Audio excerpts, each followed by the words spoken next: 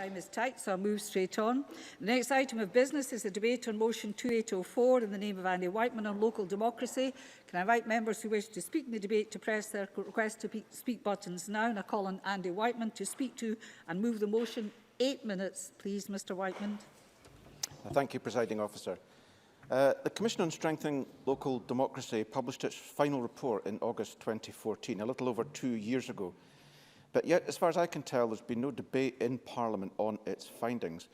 We've introduced this debate on local democracy for 2 reasons. First, we believe it's important to endorse the valuable work undertaken by the Commission and believe that its principles and findings should form the core of local democratic reform during this Parliament.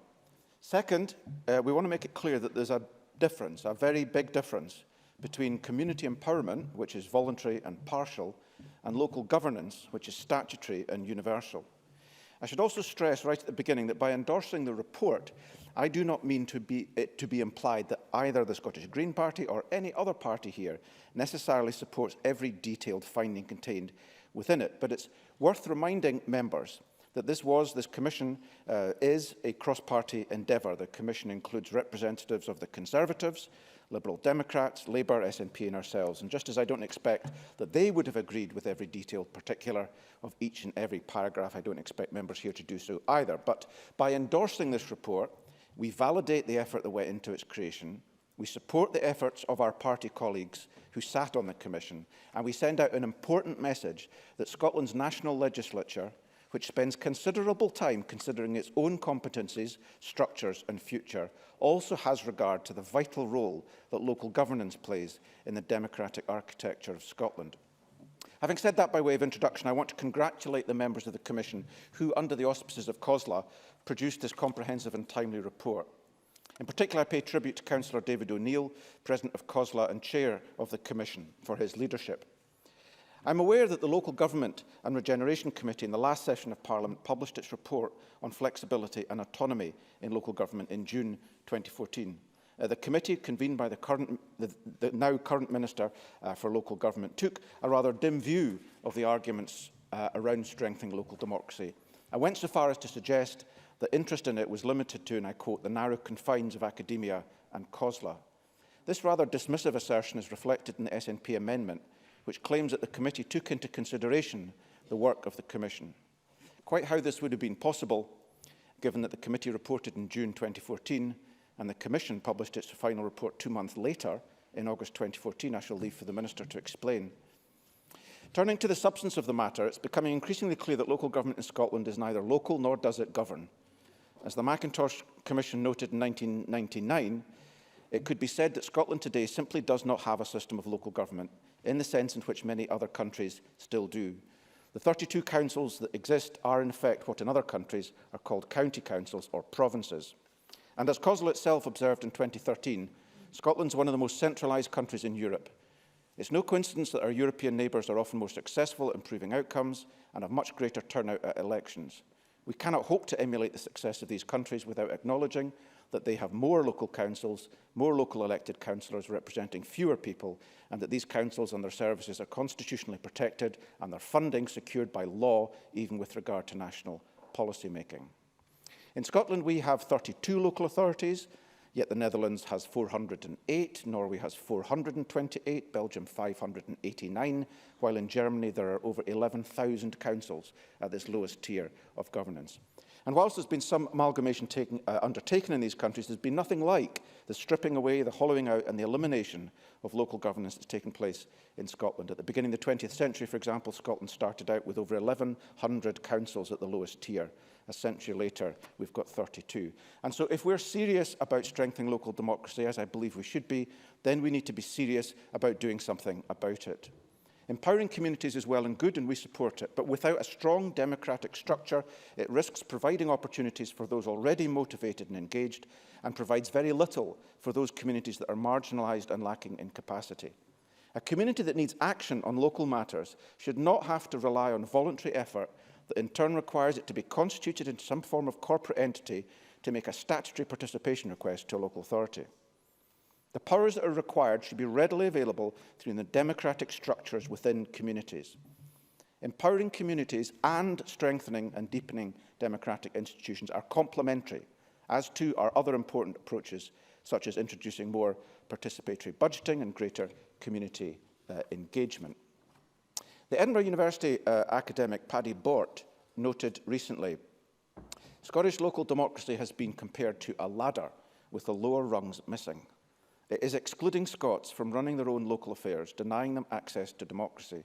What we have instead is the reduction of citizens to customers, a marketisation of local governance, exacerbated by outsourcing and privatisation of services. No wonder that turnout at local elections is catastrophically low. Scottish voters clearly experience local government as something they're being excluded from and ignored by. The Commission's recommendations go a long way to providing a means of reversing these trends and providing those lower rungs. I understand that the Commission is soon to be reconvened.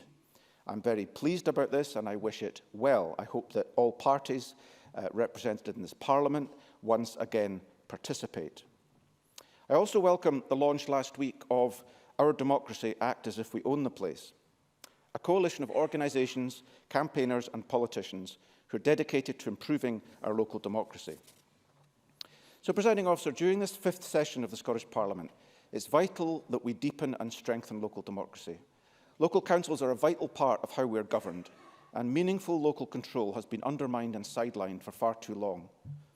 Last week, the Minister responded to a question by stating that there were no town halls in Scotland. He's wrong. There are almost 200 town halls across Scotland. The only difference is they no longer have any democratic institutions inside them. As I said at the outset, by supporting this motion, you're not endorsing every detail of the Commission's report, but you are endorsing a clear direction of travel, which is to move Scotland toward being a more normal European country, where local communities enjoy hardwired, universal, local, statutory governance with fiscal responsibility exercised at the community level. Given that the 2 amendments to my motion delete the substance in its entirety, Green MSPs will not be supporting them. Presiding Officer, I know that there are many members in all parties who support the broad conclusions of the Commission. That should come as no surprise, given that it was an all-party endeavour. I hope that those who may not support our motion tonight because of how they're being asked to vote will, nevertheless, work with all of us who want to see a genuine restoration and strengthening of local democracy across Scotland. I commend my motion to members and move the motion in my name. Thank you very much, Mr Whiteman. I call on Kevin Stewart to speak to and move Amendment 2804.2. Minister, 6 minutes, please. Thank you, Presiding Officer. And I'd first of all like to congratulate the Green Party for securing this debate on local democracy. There's much the Scottish Government shares with the Greens in terms of our vision for a healthy democracy. Like them, we believe that decisions that affect people's lives should be taken as near to communities as makes sense for those communities. That is why we both believe in an independent Scotland, a country where the people of Scotland are trusted to shape and take all of the decisions that affect our country's future. We believe that democracy should start in communities. Local people hold the sovereign power, and the job of democratic institutions is to help people achieve their goals. There will, of course, be points of detail that we'll no doubt debate today, but on many of the fundamental principles of how a modern democracy should work, there is much shared ground across this chamber. The Government has always believed in the fundamental importance of local government in delivering better outcomes for all of Scotland's people. They can do this because councils and their elected members know their areas, their needs and, of course, their aspirations. Our relationship with local government is one of shared interests and mutual respect. Partnership with local government is critical in tackling poverty and inequality across Scotland. An excellent recent example of that partnership working is the Refugee Resettlement Scheme, which has been a model of joint working between central government, local authorities, partner organisations and local communities to provide a safe and welcoming home for people fleeing the continued violence in Syria. And I was pleased to meet folks in Murray just recently, in Forest, Syrian families who have moved there, who expressed their gratitude for the joined-up approach to delivering services for them and their families. Another example of that joined-up approach is in housing. To deliver the housing targets we have set for this Parliament, we need to work together with local government and expand on what we do well. This will continue our collaboration over the last Parliament, which delivered over 30,000 affordable homes. We welcome the widespread debate that has taken place over the last few years on the future of local democracy. The in-depth look at democracy that has been carried out by the COSLA Commission and the Jimmy Reid Foundation have helped to lay some of the foundations for today's discussion, as did the work of the Local Government and Regeneration Committee that I was privileged to chair in the last Parliament. In our work, I was determined to hear directly from local people to shape our final report. I'm pleased that now, as Minister for Local Government, I'm able to take action shaped by many of the principles and recommendations set out in these influential reports. We believe that now is the time for real change in how local democracy works. And I can confirm today that we will build on the work we have already done on community empowerment and introduce a local democracy bill during this Parliament that will deliver real power to our communities. At this stage, I want to be clear about a few principles. The future of local democracy is not just about lines on a map or changing administrative boundaries and all the costs that are associated with that. Neither is it simply about ratios of electors to the elected. It's also not about absolutely everything being delivered at local level. What it is about is reinvigorating local democracy, strengthening community voices, and making the most of the talents of all of our communities in making people's lives better. Everybody living and working in Scotland, regardless of their background, can help to grow the economy and tackle inequality. A renewed local democracy is about people seeing real connection with their council and increased numbers of people from all parts of our diverse society voting. And we have a track record of making changes like this happen in Scotland. This Parliament passed the Community Empowerment Act last year, giving communities new rights to expand community ownership and have their voices heard. The Islands Bill will reflect the unique needs of our islands communities. This local focus is complemented at regional level. This government recognises that cities and their regions are the engines of our economy. Some 2/3 of Scotland's GVA is generated within our city regions. We have 2 city deals in delivery in Glasgow and Aberdeen, with Inverness agreed in principle, and now have all our other cities at various stages in discussing deals.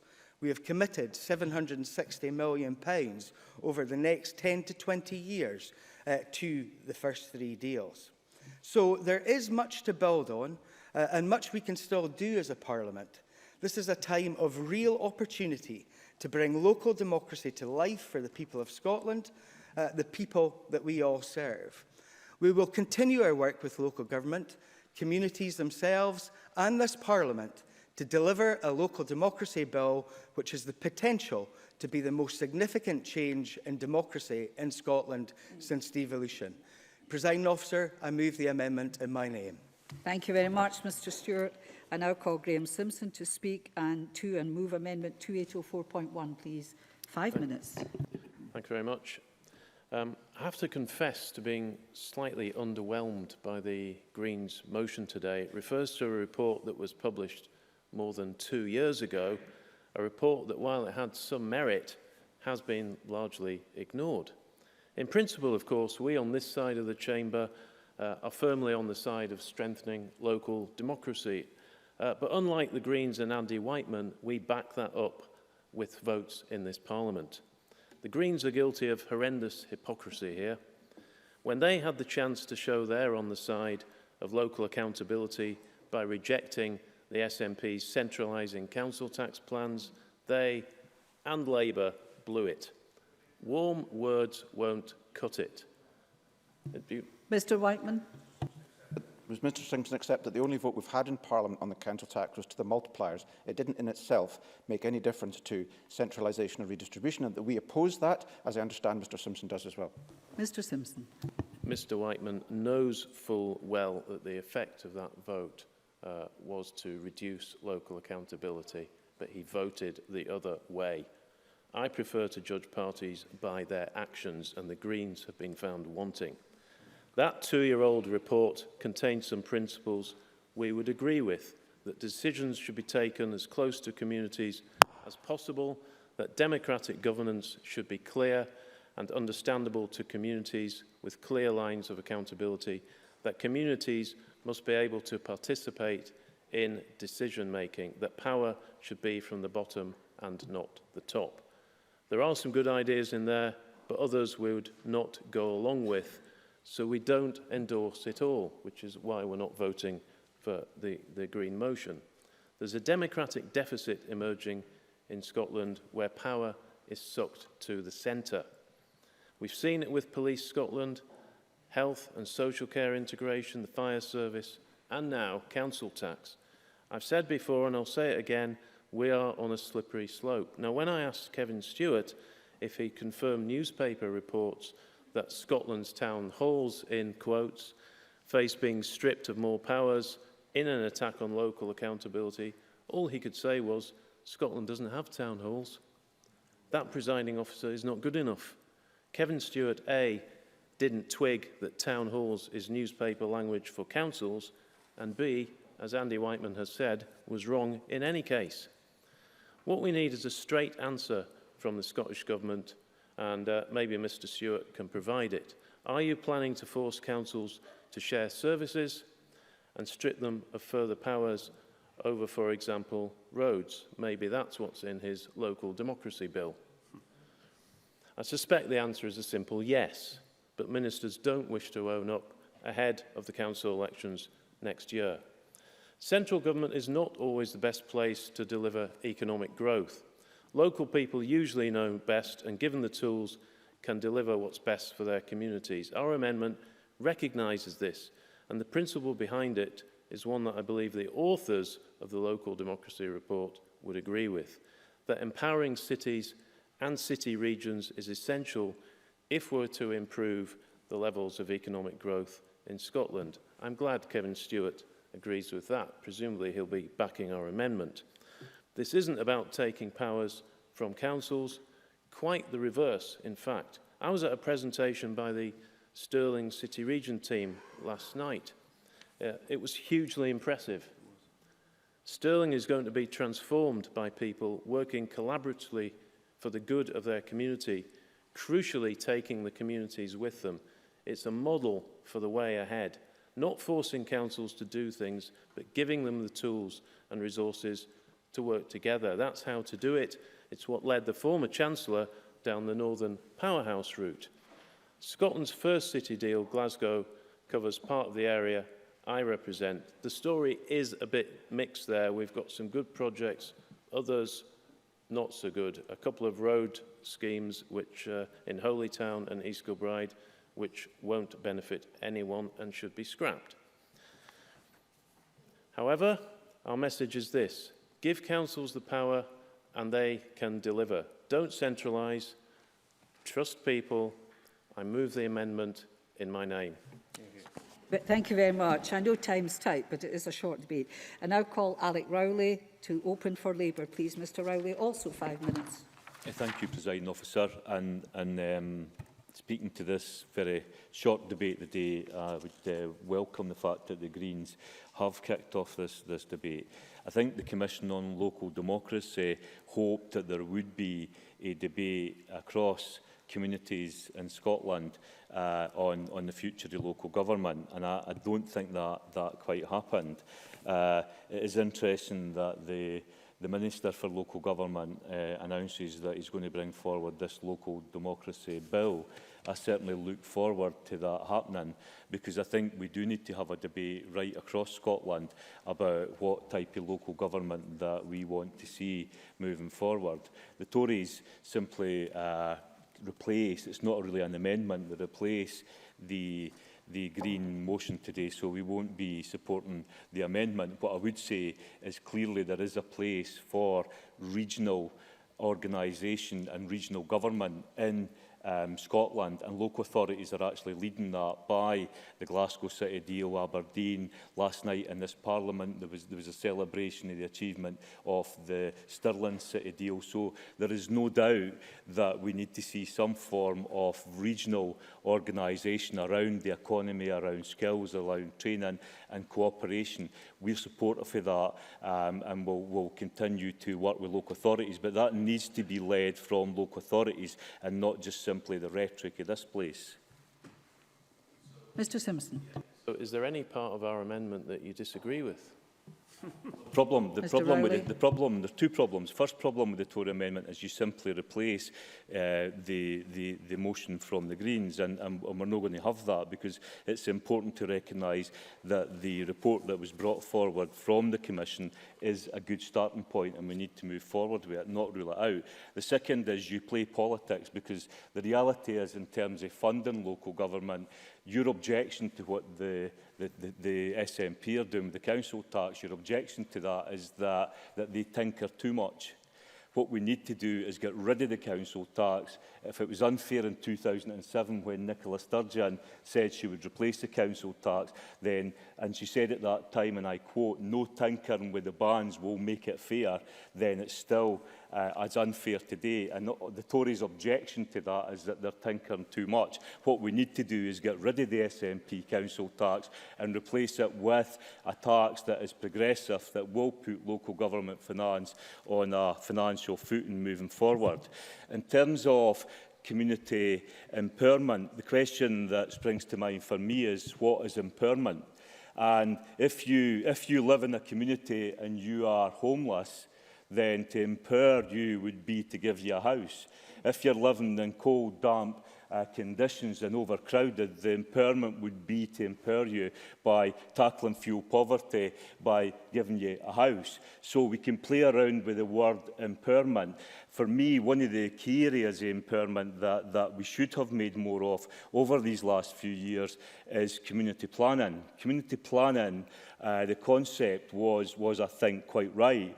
It failed to properly engage with communities. So whilst you may bring forward a bill that says we'll take 1% of the local authority budget and put that down to community level and ask communities how they would spend that 1%, what I would say is that community planning should result in local community plans in every community, so that the community start to set what are the priorities in their areas. So budgets is one thing, but actually setting out how the bigger budget, the 99% of the budget, is spent. How do we empower parents? How do we empower teachers? You know, you could argue that you will not take the education budget much further than the school and the classroom. But how do we actually empower the parents in those classrooms and in those schools? So in terms of this local democracy bill, it will be interesting to have that debate moving forward. But I do believe we missed a chance with community planning.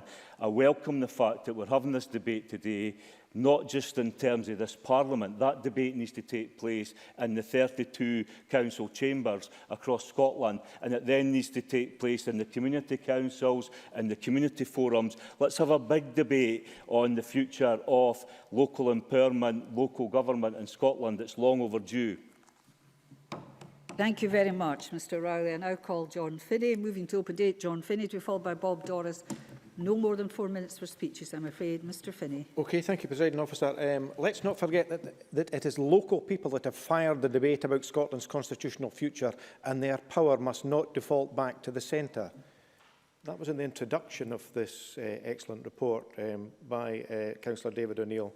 So I think any discussions welcome, and certainly we welcome the Minister's announcement. We're very happy to engage on that. Of course, the devil will be in the detail.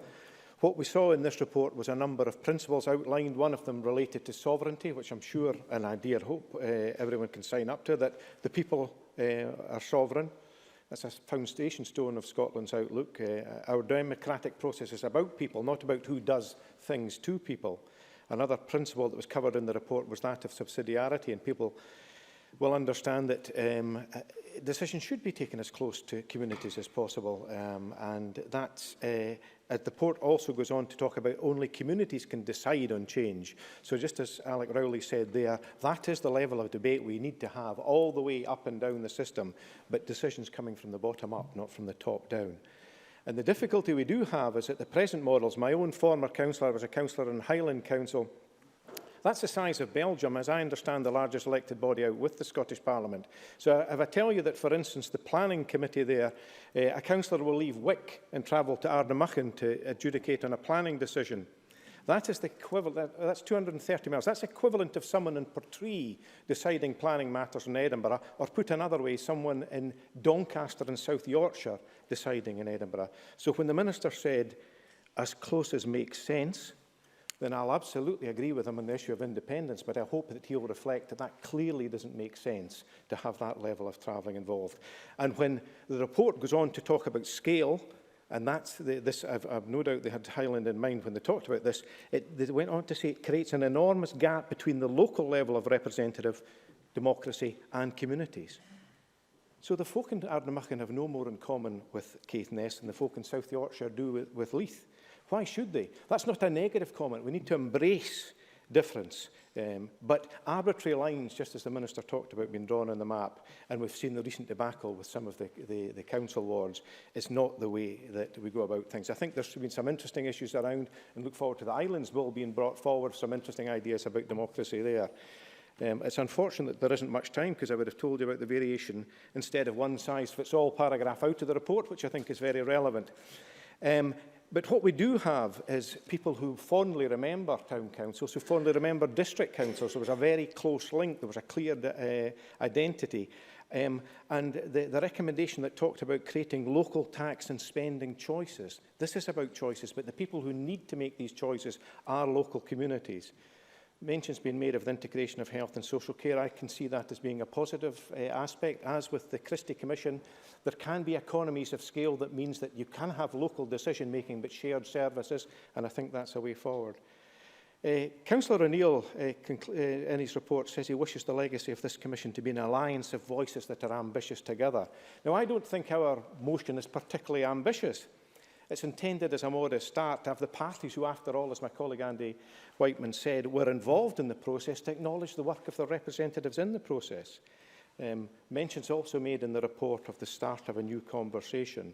So what would have been far more ambitious would, if we had put in, and this isn't a criticism of ourselves, this was meant to be an inclusive approach.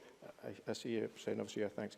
If we had included the final part of Councillor O'Neill's sentence was, and together make change inevitable, because we do need to invigorate our local democracy, and this is perhaps a start. Thank you. Thank you very much. I call Bob Doris to be followed by Alec Cole-Hamilton. Mr Doris, please. Thank you very much, Presiding Officer, and I welcome the opportunity to debate themes around local government and local democracy here this afternoon. I do, however, believe that the Greens may be slightly confused over the wording of their motion in relation to local democracy. Indeed, we heard from Mr Whiteman in relation to endorsing it. Doesn't mean supporting it, but it might mean supporting certain bits of it. So I'm not quite sure what we're being asked to sign up today in relation to the Green motion. I do think that's unfortunate. 4 minutes, I'm sorry, gentlemen. I do think that's quite unfortunate. But I think if you look at your own comments, you'll see that's quite clear as you go back to the official report. I do, however, pay tribute to the Commission in strengthening local democracy and the job that they did. But even the party that is supporting this today is not sure which bits they agree with and which bits they don't agree with. We have just concluded a debate on local educational priorities, where the Greens effectively called for ring-fenced funds for additional support needs in local authorities. Yet they begrudgingly supported £100 million for the Attainment Challenge each year by stating that they would not stand in the way of additional cash. I would also, that's their prerogative, of course, and I welcome the fact that they didn't stand in the way of it. I would also note that since 2007, the Scottish Government has dramatically reduced ring fencing in local authorities, as well as allowing local authorities to retain efficiency savings previously top sliced by the Labour and Lib Dem executive back in the day.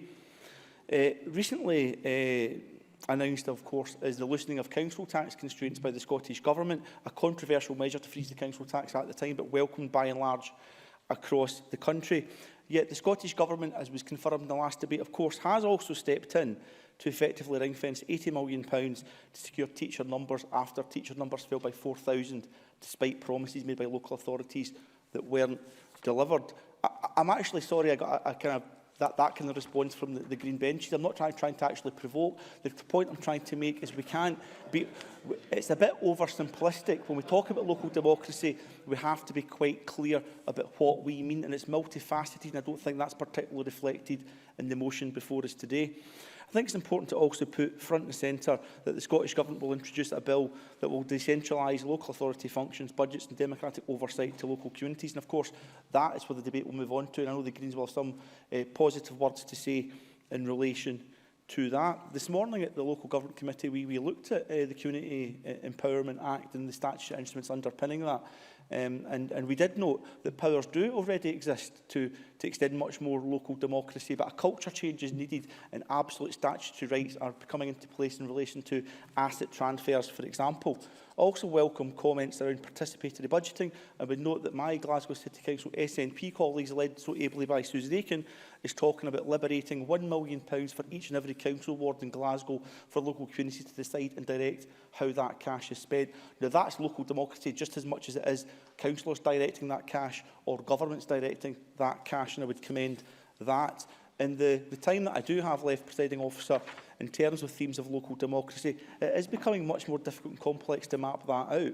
Because with health and social care integration, with the Educational Attainment Fund, with the scrutiny or lack of it of city deals, where have the people on the ground in local communities been involved in relation to what that money is going towards, with the review of community planning partnerships, with planning reforms and the loss of planning game, with charrettes perhaps being used in communities as a badge of honour to say we have consulted with the communities, but perhaps blocking co-production itself in relation to community developments, in relation to housing.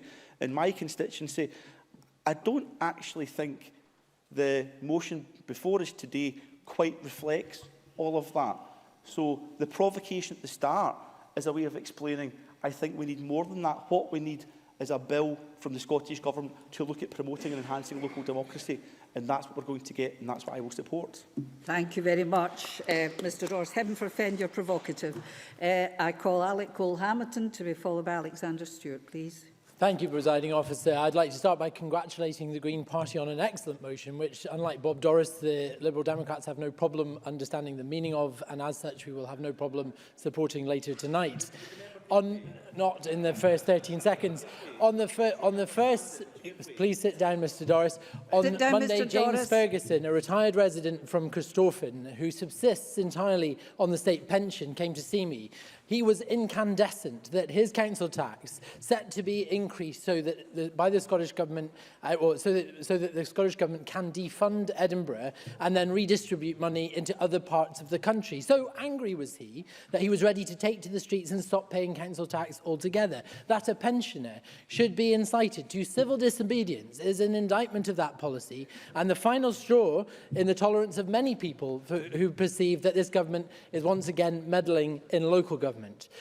As we have heard, the Commission for Strengthening Local Democracy points to a trend of centralisation that has spanned 50 years in this country. In that time, we've seen the number of local councils evaporate from 203 to just 32. And then the 2011 Commission on the Future Delivery of Public Services hinted that this could be cut still further. I hope in her remarks the Cabinet Secretary, when closing, will confirm that the Local Democracy Bill will not seek to reduce our councils still further. Presiding Officer, in over half a century of centralisation, many social indicators would suggest that the flow of power to the centre has not yielded positive results. The gap between rich and poor has widened, whilst educational attainment has fallen. And at no point in that time has the pace of centralisation been as great as it has been under this SNP administration. Under the sheep's clothing of the 2007 Concordat, the Scottish Government claimed to unencumber our communities from the strictures of ring fencing. They did so whilst robbing it of the only revenue levers at their disposal. For nearly a decade, with the council tax immobilised by SNP policy, we have not had an effective system of local taxation in this country. And despite winning 2 successive elections, I don't have time, I'm afraid, and with 2 successive elections on a commitment to scrap it, this government has singularly failed to do so. Presiding officer, the SNP exalt those Scandinavian countries who hint at the prosperity we might enjoy as an independent nation, but they do not seek to emulate them. Norway alone, with a population nearly identical to ours, has 428 municipalities. The success of countries like this is down to that absolute preeminence of the principle of subsidiarity, that fundamental liberal belief that power works better when it is closer to the people. Yet Scotland already has the lowest number of councils in Europe. Certainly, there are savings to be made in economies of scale through things like the shared service agenda, but these should not come at the expense of a society where power is devolved to the lowest level possible. The policy trajectory of this government is one of centralisation, big government and control. Evident in the police service now applying Strathclyde solutions to Edinburgh's problems, while frontline morale falls through the floor. Evident in the anxiety of healthcare professionals for the rumours that they hear of merger across our health boards. And evident in the creeping erosion of the power of local government. Last week, the First Minister admonished me for suggesting that the Lib Dems are trying to intervene in local planning. We are seeking to empower authorities so that they can compel developers on planning gain. Presiding officer, it is incumbent on us as legislators and as representatives to walk lightly through the lives of the people we serve, that this Parliament must stay the hand of our ministers so that we are an enabling force, not a controlling force in our communities. And we must be ever conscious, without reversal of this centralisation, then those who would be seeking further empowerment will soon find that the most frustrating words, the 10 most frustrating words in our language are, I'm from the Scottish Government and I'm here to help. Thank you very much. Call Alexander Stewart, be followed by Colin Smith. Mr Stewart, please. Thank you, Deputy Presiding Officer. As someone who has served in local government for 17 years in Perth and Kinross, I am very much aware of the part that local democracy plays. Deputy Presiding Officer, local councillors really are at the coalface. And it's through that we need to ensure that constituents come to local councillors and they believe that there's a much better cooperation between them than sometimes other tiers of government that we find. And so decisions are better taken by people closer to and familiar with the communities which they reflect and look after. In regard to these benches here today, at least we can support the principle which is mentioned in the 2014 report reflected in the Greens motion. But, Deputy Presiding Officer, it is 2-year-old. I know from the sole purpose of most of the debates at the moment seem to be to fill the SNP's legislation vacuum that we seem to have, and so much has changed with regard to local democracy since this report was published. In recent years, the decision of travel has gone one way, and that's into the centre. We have seen more and more things being put into Holyrood than dealing with us at council level on all spheres. Our local police force is one. Councillors no longer sit on joint police boards, and I, for one, feel that is a loss to democratic processes within our communities. It's vitally important that the local democracy that we have is kept. And we find now that councils themselves are in straitjackets across Scotland. Planning is a particular local issue that can at times become extremely controversial. But again, the Scottish Government has seen fit to ignore and undermine decisions that are taken at local level. Last year, they overruled over half of the local planning decisions that were taken. That is not accountability, Deputy Presiding Officer. That is control from the centre. At the same time, and perhaps unsurprisingly, given their approach to local government, the Scottish Government have continually cut funding to local government. And now, after 9 years of a council tax freeze, we will now see a council tax rise for individuals within this community. And what is that tax rise going to show? It's going to show that the SNP have a new proposal, and that's to cut away the clear link between local democracy and local councils and individuals, and we're ending up, they're going to be paying for a national priority, something that we should not be doing at all at local level. Presiding Officer, the Scottish National Party talk about bringing powers closer to the people. That is a myth. They are interested in more powers in the place, hoarding powers and demanding more powers, constraining powers from local government and making sure that they have as much as they can here. The SNP, often aided and abetted by the Scottish Labour Party and the Greens, are the real threat to local democracy in Scotland. In sharp contrast, however, the UK Government have been working continually with the Scottish local authorities to forge new deals, which they have seen and are coming to fruition across Scotland. These deals will allow greater flexibility for local authorities by working in partnership and continually doing all they can to ensure that local communities do well. Developing more powers in regions will allow them to design policies that better suit their own areas, supporting economic growth, facilitating more job creation and investing in local infrastructure. In conclusion, Presiding Officer, I would urge the Scottish Government to acknowledge the fact that many decisions are best taken closer to the communities that affect them, and I therefore am happy to support the amendment in Graham Simpson's name. Thank you very much. Mr Stewart, call Colin Smith, to be followed by Graham Day. Colin Smith is the penultimate speaker in the open debate. Mr Smith. Thank you very much, Presiding Officer. And can I declare an interest as a local councillor? Can I congratulate also the Scottish Greens in choosing the issue of local democracy for today's debate? I have to confess... Just wondering that. Thank you very much. I have to confess to being a bit of an admirer of Andy Whiteman's contributions to this subject over the years, which very much predate his election to this Parliament, and his observations today do not disappoint. I may not always agree with some of his proposed remedies for the local democratic deficit we face, namely his suggestion of 180 municipalities and 6 or so strategic regions, but I do agree with him 100% in his short and to the point, easily understood motion today. No one with any credibility can dispute the fact that Scotland has the most centralised relationship between local and central government within the European Union after a 50-year journey of centralisation. And the debate isn't about whether that leaves us out of step internationally. That's taken as read. The debate is between those of us who recognise that if we're serious about tackling inequalities or disenchantment with politics, that position has to change, and those on the other side of the debate who think centralisation is acceptable. Sadly, more often than not, this government fits into the latter category, and the journey of centralisation has accelerated in Scotland in the past decade. The Scottish Government's instinct when establishing Police Scotland was to select a model that sucked powers and jobs from peripheral areas into the central belt and ended any meaningful local accountability. When it comes to funding local councils, there's no meaningful negotiations, just imposition, and if local government dares to call for a fair settlement, the threat of sanctions is waved in their face. Despite the fact that for 2016-17, the Scottish Government grant from the UK Government did increase, albeit by a far too low 0.7%, the Scottish Government imposed a 4.5% cut in the revenue grant to local councils. On the day income tax powers worth £12 billion will be passed to this Parliament, I can reflect on the fact that in my decade as a local councillor, I've never once had the power to set the council tax in my area.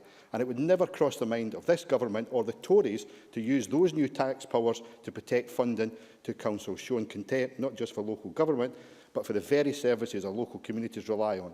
Services recent research by Spice and Glasgow and Heriot-Watt universities showed are used most by those on low incomes.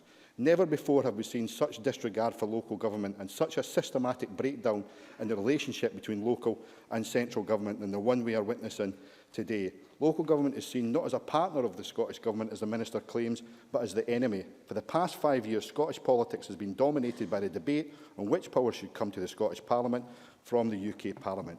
Yet would anyone suggest a meaningful debate on whether some of those powers of this Parliament would better sit in local government?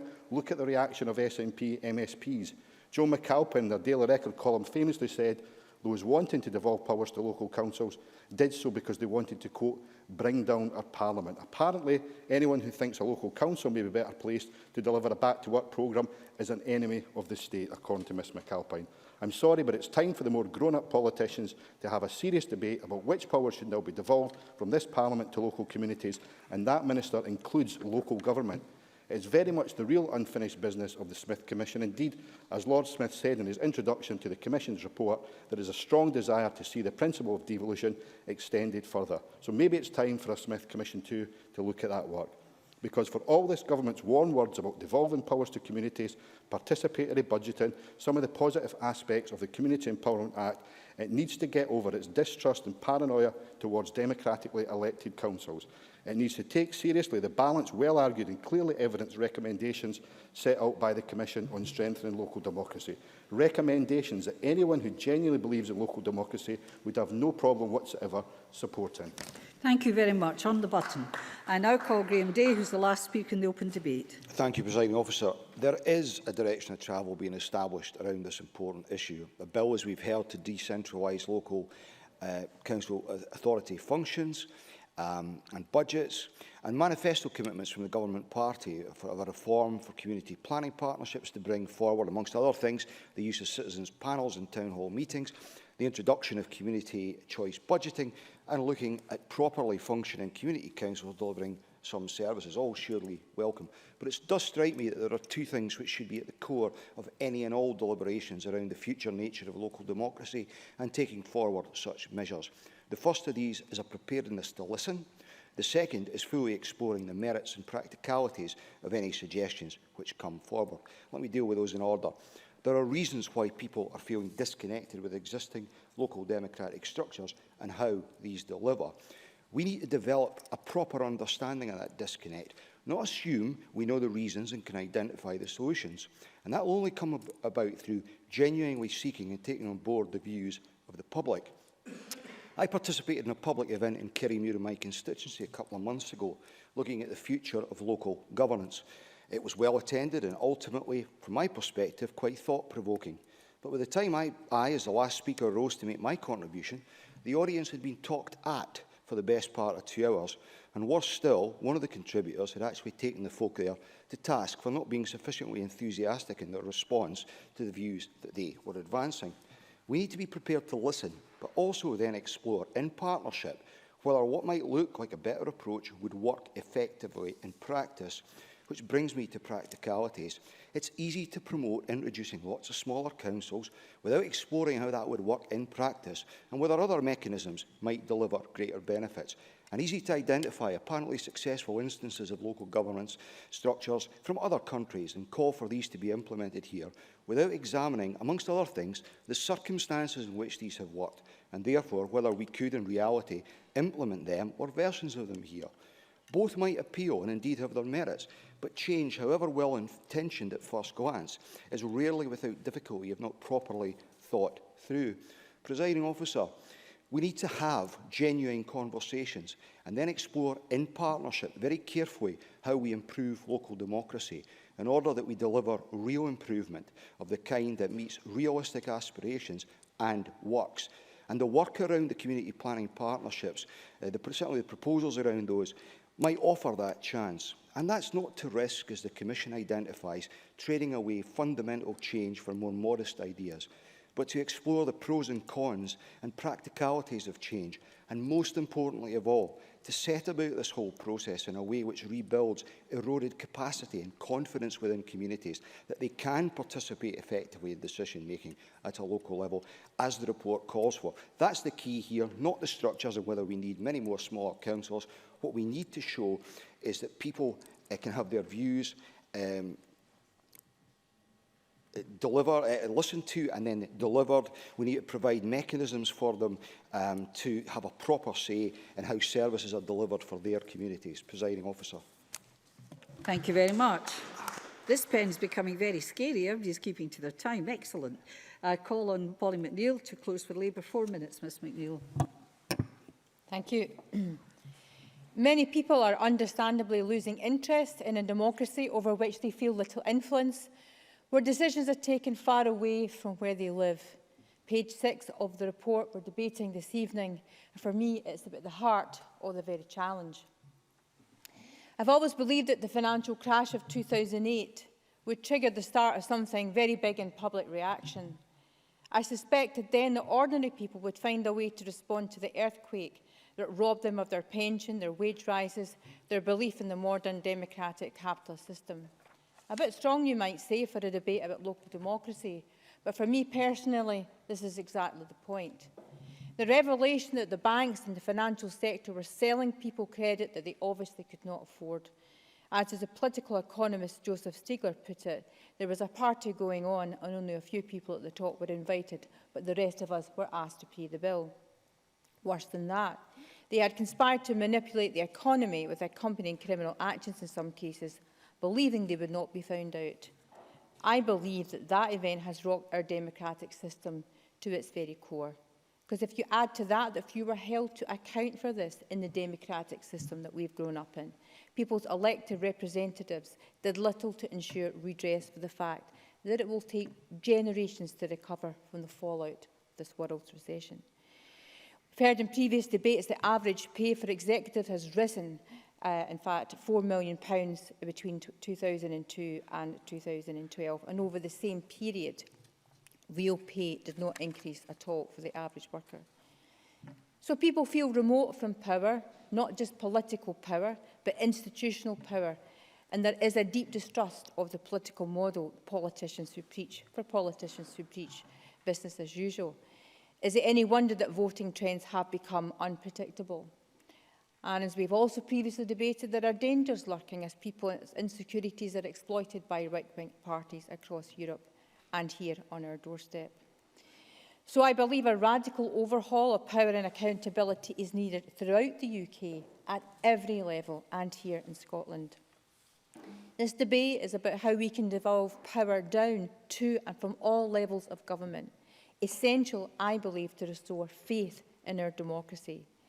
In many cases where people feel that they are closer to how decisions are being made and that they feel a part of it, will be to be a start in how people might feel that their faith in the democratic system has been restored. Local government must be trusted to take more power to govern for the communities that they represent. But in turn, communities must also have more of a say in planning and long-term decisions. Not easy to get that right, but I agree with Andy Whiteman that there should be some statutory provision to ensure that those rights are embedded in law for local communities. Brexit may yet prove to be an opportunity to devolve more power across the United Kingdom and construct new local democratic ways of getting people involved. But that does mean a halt to the centralising agenda that this government seems bound for. I commend the government for the creation of the Community Empowerment Act of the last Parliament, an excellent piece of legislation. But I don't think it has been driven with any passion so far, and I'd like to see that happen in this Parliament. In conclusion, Presiding Officer, as SEVO say, open government is all about a new relationship between citizens and the state, and it's time to make a start in that. Thank you. Thank you very much, Ms McNeill. I call Adam Tompkins to close for the Conservatives. 4 minutes, please.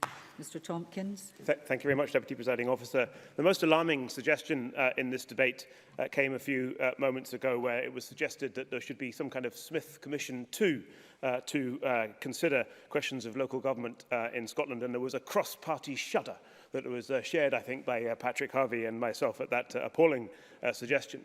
The greatest single challenge facing Scotland today.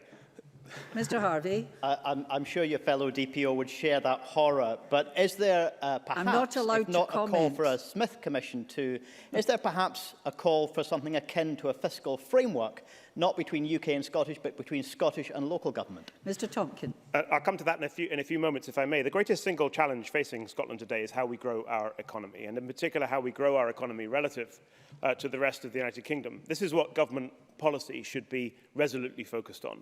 But I suggest it's also what we should have at the forefront of our minds when we think in Scotland about local government. Now, there's much in the report of the Commission on Strengthening Local Democracy with which we agree.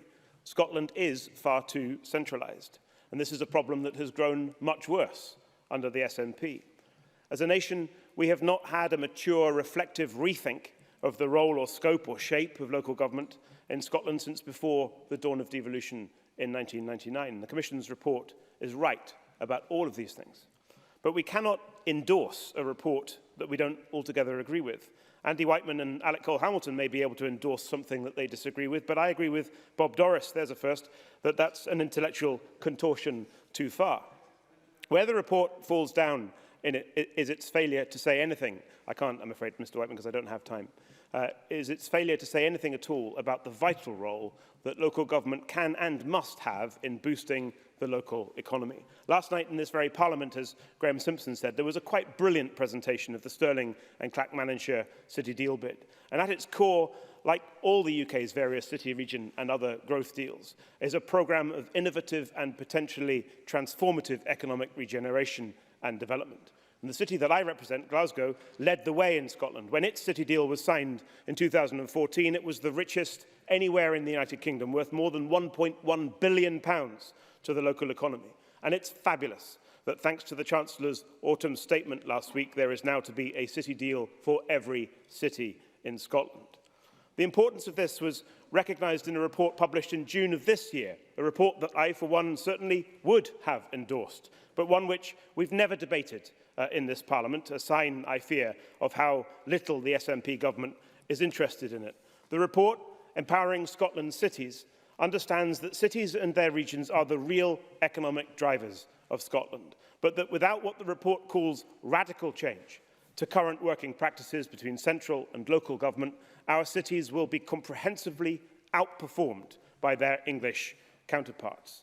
The devolution of power to England's cities has galvanised them. They have a confidence and a sense of ambition that is not only evident within them, but which is projected to the wider world too.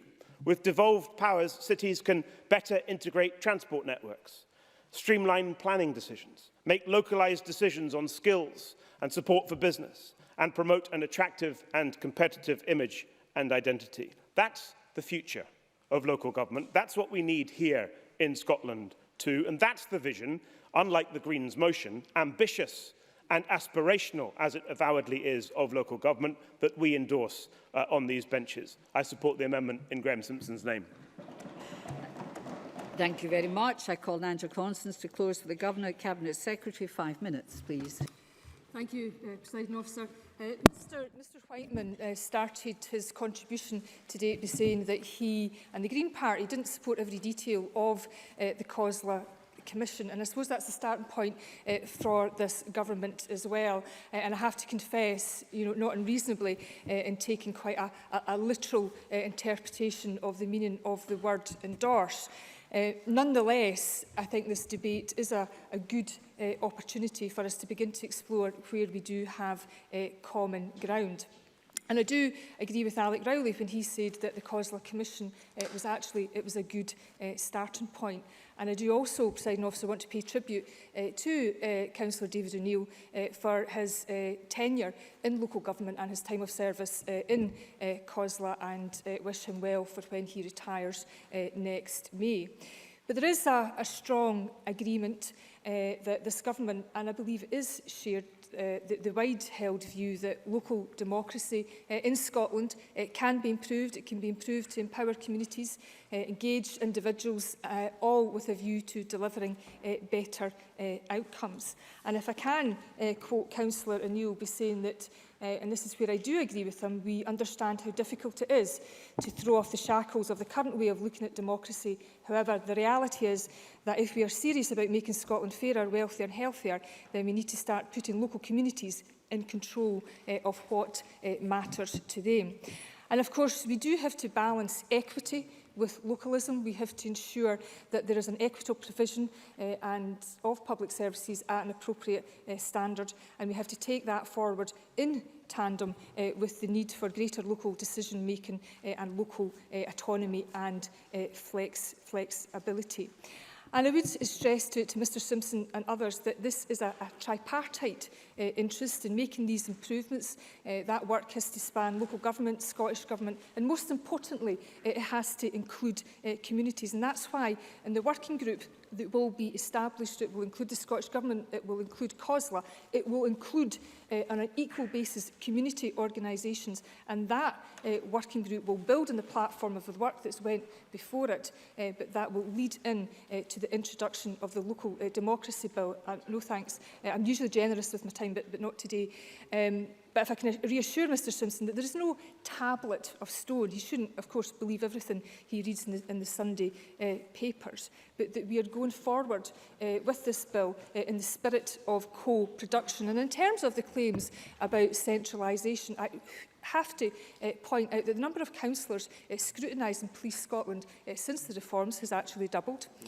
Police Scotland also have local plans at a multi-member ward level, and we of course have 31 integrated joint boards where elected members are involved in the scrutiny and implementation of health and social care reforms as well. And it was this government that brought forward, with much passion and much relish, the Community Empowerment Act. And in terms of the city deals, as a government, we will invest over the next 10 to 20 years £760 million to support that vision of economic growth becoming a reality. I do have to confess, however, we don't have much enthusiasm for mayors, and I haven't detected any strong desire across Scotland for directly elected mayors with that executive power. That, to me, would seem to be an example of centralisation. I do want to point out, Presiding Officer, that the Social Attitudes Survey of August 2016 tells us that 96% of Scots think that local people should be involved in making decisions about the design and delivery of their public services and how resources are spent. And this is where I do disagree with Mr Whiteman, because I believe community empowerment and community involvement has to be at the very heart of local governance, and it has to be at the very heart of the debate that we will take forward about the changes that need to be made in local democracy. And we have to move to services and provision being by communities and not necessarily always on behalf of communities. And that will very much inform our thinking as we take public sector reform to its next stage. All the discussion, thinking and reports, whether it's the COSLA Commission, the work done by the Local Government and Regeneration Committee in the previous Parliament, the Jimmy Reid Foundation, the work done by Solace, all of that has laid strong foundations. So the challenge now for us all is we need to get on with the work, translating words into deeds and building that new democratic framework for Scotland. And we have to continue to listen and learn from experts. We can't cherry pick from other countries. We have to really look and learn and apply that to a Scottish context. We have to recognise that as we work together in the next chapter of our democratic story, that no single size, no one-size-fits-all in terms of the agenda that we pursue. And I'm very conscious of the cost to the public purse of the last round of local government reorganisation. And I'm also conscious of the need to build capacity in communities, and that's why we've invested heavily in the Empowering Community and People and Communities Fund at £20 million. Thank you very much, Cabinet Secretary. Thank you. I call on Alison Johnson to close for the Green Party till 5:30, please, Ms Johnson. Thank you, Deputy Presiding Officer, and I'd like to thank all of those who've contributed to this lively debate this afternoon. I welcome the comments by the Minister on the introduction of a local democracy bill, and I do hope this signals a move away from further centralisation. To Gordon Simpson of the Scottish Conservatives and to Bob Doris, I would point out that your representatives on the Commission did not dissent from the recommendations of the report. Alex Rowley is right to highlight, I will not give way at this point, Mr Doris. Alex Rowley is right to highlight that empowerment is experienced in different ways by different people according to their circumstances. And Alex Cole-Hamilton is right to point out the opposition to the government's top slicing of council tax. It's a priority that is shared, but local authorities must be empowered to raise revenue. And as for Alexander Stewart's painting of Andy Whiteman as the greatest threat to local democracy, well, what can I say? Now, the Scottish Greens manifesto said that Scotland can be a bolder democracy, and I'm sure we would all agree. In his book, Missing Scotland, Willie Sullivan reminds us that 10% and more of potential voters in Scotland aren't registered and aren't voting in elections.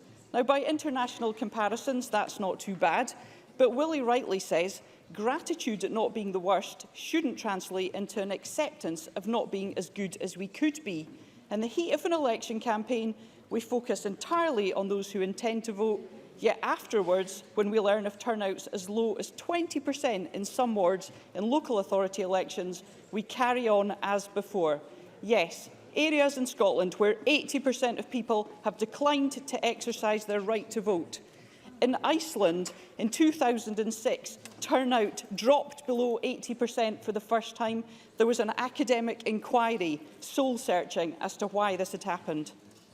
The Electoral Reform Society were commissioned to do a poll by Act As If We Own the Place, a poll of local people, and only 1% said that local politics interest them more than watching the telly. 46% said they'd prefer to stay in bed than vote, and almost a quarter said they'd prefer to finish the ironing.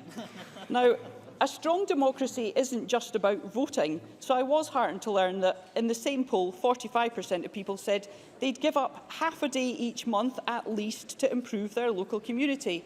Now, this doesn't surprise me. As a grassroots activist and then councillor in Edinburgh, I met hundreds of people actively campaigning to keep their schools and nurseries opened, fighting to save the only local green play space, attempting to overcome the might of professional power and vested interests that put global chain stores before shops where local folk can buy their tea.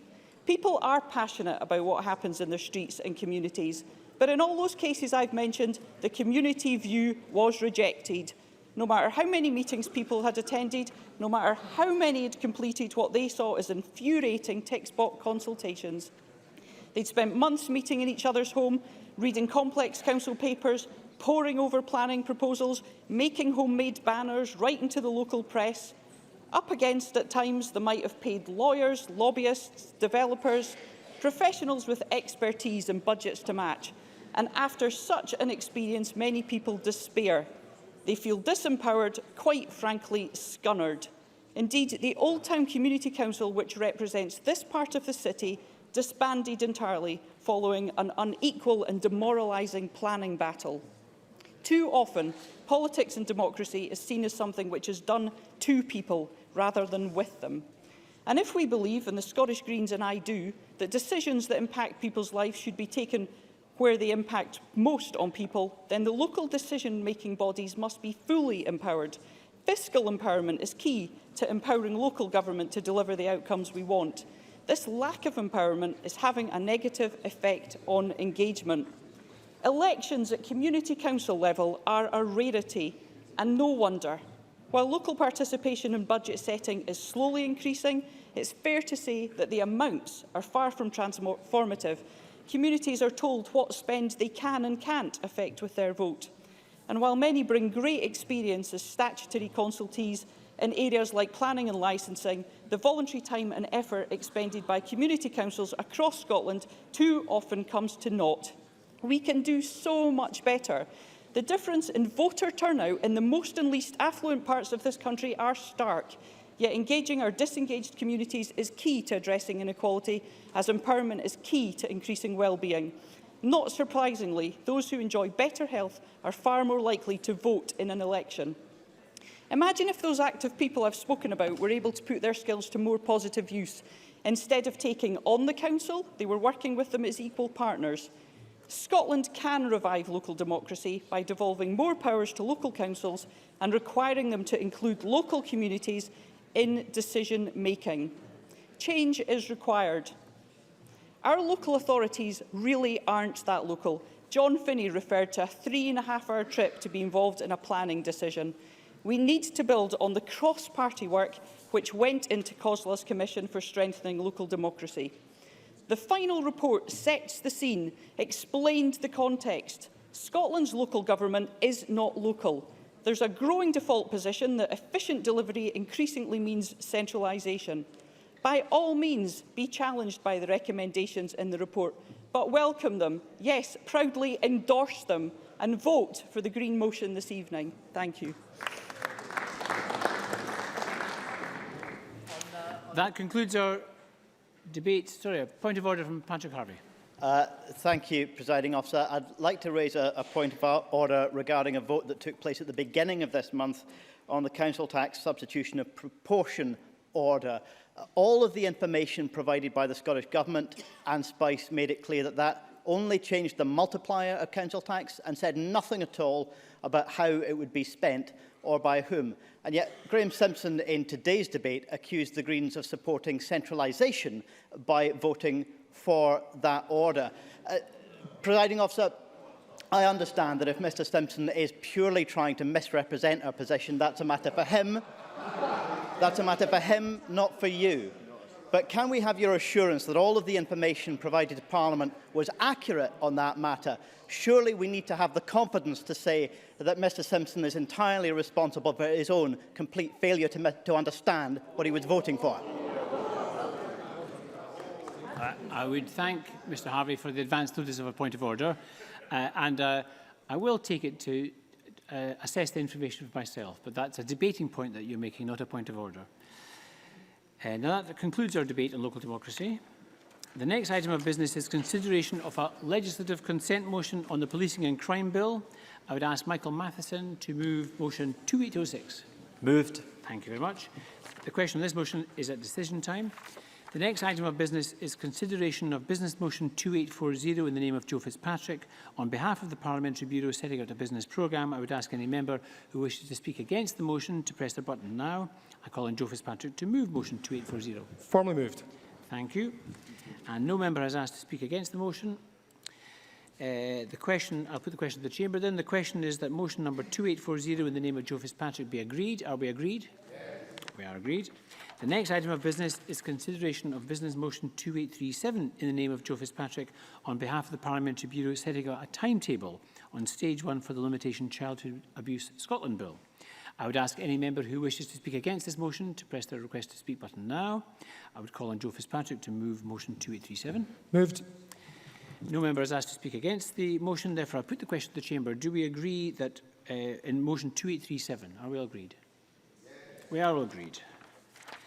The next item of business is consideration of a Parliamentary Bureau motion. I would ask Joe Fitzpatrick to move motion 2838 on approval of an SSI. Moved.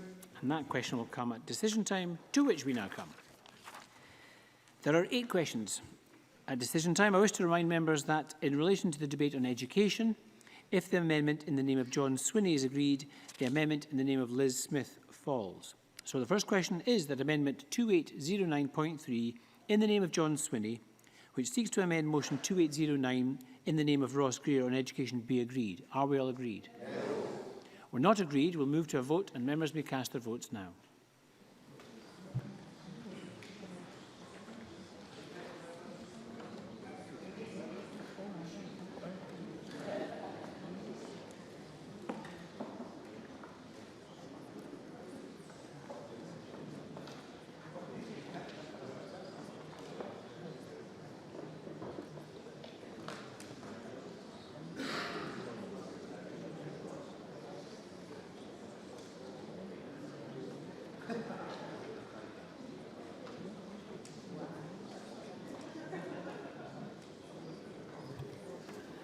The result of the vote on amendment number 2809.3 in the name of John Swinney is yes 62, no 61. There were no abstentions. The amendment is therefore agreed.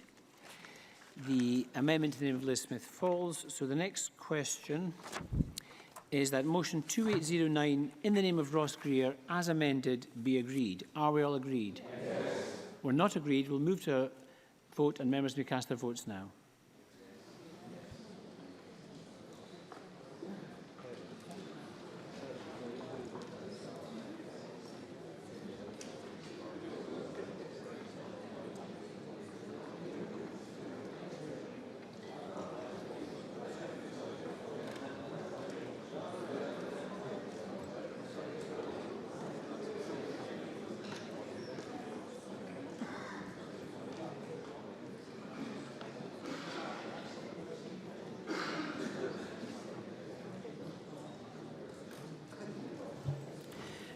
The result of the vote on motion 2809 in the name of Ross Greer as amended is yes 83, no 34. There were 6 abstentions and the motion as amended is therefore agreed.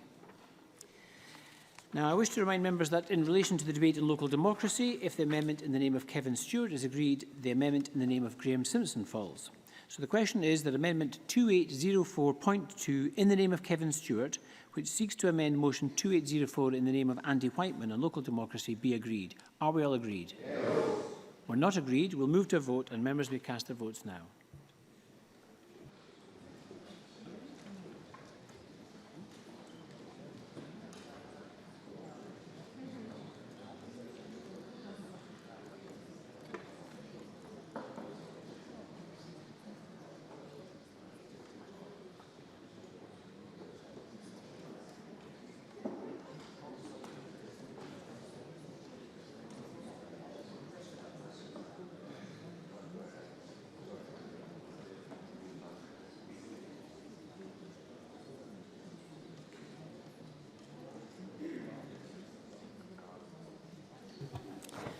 The result of the vote on amendment number 2804.2 in the name of Kevin Stewart is yes 61, no 61. There were no abstentions. The amendment is therefore, well, I use my casting vote. I use my casting vote and I cast against the amendment. So the amendment is not agreed. And so the next question is Graham Simpson's, yes. So the next question is that amendment 2804.1 in the name of Graham Simpson, which seeks to amend motion 2804 in the name of Andy Whiteman on local democracy be agreed. Are we all agreed? Yes. We're not agreed. We'll move to a vote and members may cast their votes now.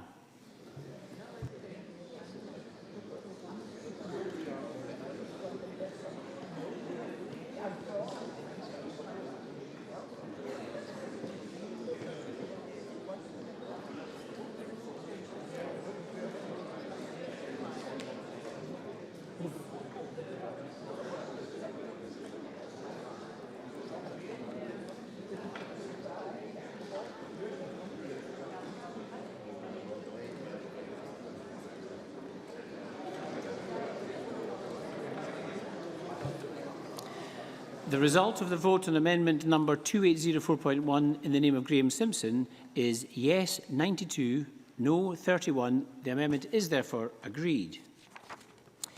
The next question is that motion 2804 in the name of Andy Whiteman as amended be agreed. Are we all agreed? Yes. Are we all agreed? No, we're not agreed. We're not agreed. We'll move to a vote and members may cast their votes now.